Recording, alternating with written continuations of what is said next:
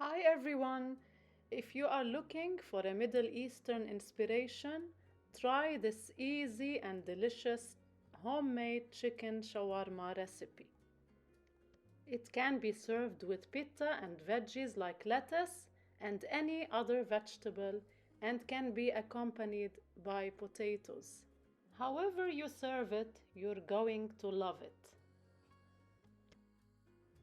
What we need for this recipe is 2 pounds of chicken breast we cut into wedges the size that we prefer.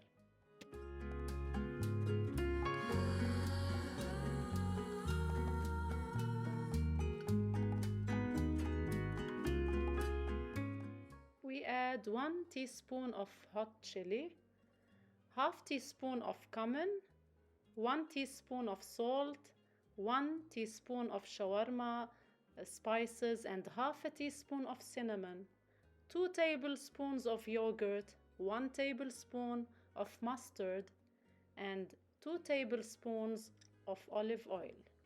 We mix well together.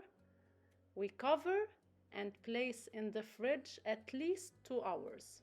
You can place it overnight as well.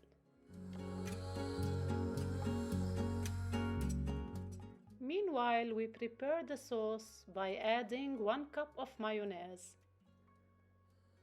1 squeezed lemon, 1 teaspoon of salt, chives or green onions,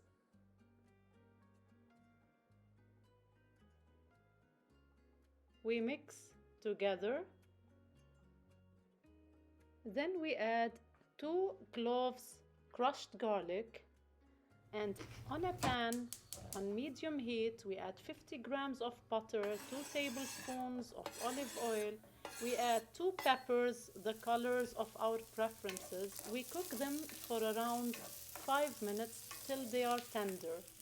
Then in the same pan we cook the chickens till its water evaporates. Then they will be done.